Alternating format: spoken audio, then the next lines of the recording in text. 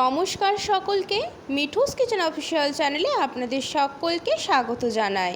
আশা করি আপনারা যেখান থেকে আমার এই ভিডিওটি দেখছেন আপনারা সকলে ভালো আছেন এবং সুস্থ আছেন।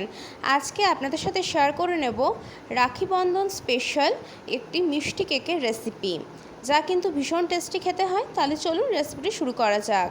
তার জন্য প্রথমেই মিক্সিং জারের মধ্যে আমি এক বাটি সুজি নিয়েছি, সেটাকে খুব সুন্দর করে পাউডার ফর্মে আমরা এখানে গুঁড়ো করে নিয়েছি। তারপর একটা বোল নিয়েছি, তার মধ্যে আমরা যে সুজি গুঁড়োটা তৈরি করেছি সেটা দিয়ে দিলাম।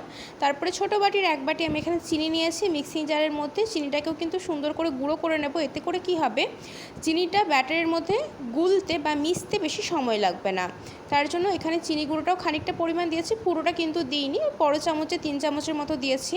এখানে দিয়েছি বেশ খানিকটা পরিমাণ গুঁড়ো দুধ, সামান্য পরিমাণ দিয়েছি বেকিং সোডা, সামান্য পরিমাণ দিয়েছি বেকিং পাউডার, পরিমাণ মতো নুন দিয়েছি। মিষ্টি জাতীয় জিনিসে নুনটা দিলে টেস্টটা খুব সুন্দরভাবে ব্যালেন্স হয়, তো সেই ক্ষেত্রে এখানে নুনটা পরিমাণ মতো দিয়েছি। তারপরে দিয়েছি বড় চামচের 1 চামচ এখানে টক দই, এবং এর মধ্যে দিয়েছি বেশ খানিকটা পরিমাণ মধু। আজকের এই কেকটা হচ্ছে পঞ্চামৃত কেক, সম্পূর্ণ নিরামিষ। বড় চামচে 2 চামচ দিয়েছি গাওয়া ঘি। হাতে যদি 15 মিনিট সময় থাকে চটজলদি রাখি পূর্ণিমা স্পেশাল এই মিষ্টি রেসিপি আপনারা বাড়িতে সহজে বানিয়ে ফেলতে পারবেন। তারপরে যেহেতু আমি এখানে গুঁড়ো দুধ দিয়েছি, তার জন্য লিকুইড দুধ আর দিলাম না, এখানে জল দিয়েই কিন্তু ব্যাটারটাকে আমি এখানে রেডি করে নিচ্ছি। আপনারা যদি এখানে জলের পরিবর্তে লিকুইড দুধ যদি দেন, তো সেই ক্ষেত্রে রুম টেম্পারেচারে থাকা লিকুইড দুধ ব্যবহার করবেন। কোনোভাবে যাতে লিকুইড দুধটা গরম না হয় সেটা মাথায় রাখবেন। তারপরে খুব ভালো করে কিন্তু এখানে ব্যাটারটাকে একটা হ্যান্ড উইস্কের সাহায্যে ফেটিয়ে ব্যাটারের ঘনত্বটা আপনাদেরকে আমি দেখিয়ে দিচ্ছি। দেখুন, ঠিক এরকম কনসিস্টেন্সি থাকবে, খুব বেশি গাঢ় না আবার খুব বেশি পাতলা না। তারপরে এখানে আমি স্টিলের বাটি নিয়েছি 3টে, তার মধ্যে বেশ খানিকটা পরিমাণ করে আমি এখানে গাওয়া ঘি দিয়ে দিয়েছি। তারপর এখানে বাটির গোটা গায়ে সুন্দর করে একটা ব্রাশের সাহায্যে ঘিটাকে আমরা এখানে বাটির গোটা গায়ে লাগিয়ে নেব, যাতে করে সুন্দর মতো কেকগুলো ডিমোল্ড হয়ে যায়। তারপরে আমরা যে সুজির ব্যাটারটা রেডি করে রেখেছিলাম সেটাকে আমি 10 মিনিটের মতো রেস্টিংয়ে রেখেছিলাম। 10 মিনিট রেস্টিংয়ে রাখতেও পারেন, নাও রাখতে পারেন, চটজলদি সঙ্গে সঙ্গে দিয়ে তৈরি করে নিতে পারেন কেকটা। আমি এখানে 10 মিনিটের মতো রেখেছিলাম, যেহেতু হাতের সময় ছিল সেই ক্ষেত্রে। কিছুটা পরিমাণ ব্যাটার আমি এখানে দিয়েছি, পুরোটা ভর্তি করে দেবেন না, যেহেতু এগুলো খুব স্পঞ্জি হবে, অনেকটা পর্যন্ত ফুলবে, তো একদম এখানে তলা পর্যন্তই কিন্তু দেবেন বাটির, খুব বেশি ভর্তি করবেন না। তারপরে এখানে আমি একটা স্টিমার বসিয়ে দিয়েছি, নিচের পাত্রে জল দিয়ে ওপরে যে ছিদ্রযুক্ত পাত্রটা হয় সেটা বসিয়ে ঢাকা দিয়ে জলটাকে আমি একটু ফুটিয়ে নেব। 2 থেকে 3 মিনিট একদম হাই ফ্লেমে জলটাকে সুন্দর করে ফুটিয়ে নিয়েছি।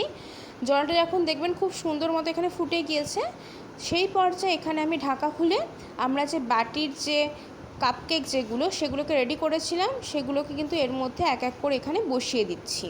দেখুন সুন্দর মতো করে কিন্তু এখানে বসিয়ে দিয়েছি। যেহেতু এই পাত্রের মধ্যে 3টে দেওয়া একটু অসম্ভব হচ্ছিল, তো সেই ক্ষেত্রে এখানে আমি একটা বাটির উপর করে তার উপর একটা বাটি বসিয়ে ঢাকা দিয়ে 10 মিনিট আমি এখানে মিডিয়াম টু হাই ফ্লেমে সুন্দর করে এটাকে স্টিম করে নিয়েছি। কতটা ফ্লাফি এবং স্পঞ্জি হয়েছে আশা করি আপনারা দেখে বুঝতে পারছেন। তারপরে এখানে আমি একটা ছুরি ঢুকিয়ে দেখে নিচ্ছি, চেক করে নিচ্ছি যে এটা ঠিকঠাক মতো বেক হয়েছে কিনা। সুন্দর মতো হয়ে গিয়েছে দেখুন। এটাকে তারপরে আমি একটা সাইডে রেখে দিয়ে একটা চিনির শিরা বানিয়ে নেব। তার জন্য 2 চামচের মতো এখানে চিনি দিয়েছি এবং 2 চামচের মতোই জল দিয়েছি। সুন্দর করে এটাকে একটু মিশিয়ে দিচ্ছি এবং এটা ফুটতে থাকুক। একটু যখন ফুটে আসবে ঠিক সেই পর্যায়ে এর মধ্যে আমি দিয়ে দিচ্ছি বেশ খানিকটা পরিমাণ গুঁড়ো করে রাখা এলাচের গুঁড়ো। এলাচের গুঁড়োটা দেওয়ার পর সামান্য পরিমাণে একটা সুন্দর কালারের জন্য দিয়েছি ফুড কালার। এটা কিন্তু পুরোপুরি অপশনাল, আপনারা চাইলে দিতেও পারেন নাও দিতে পারেন। একদম 1 ড্রপ দিয়েছি সামান্য পরিমাণ দিয়ে সুন্দর করে শিরাটা আমাদের রেডি হয়ে গিয়েছে।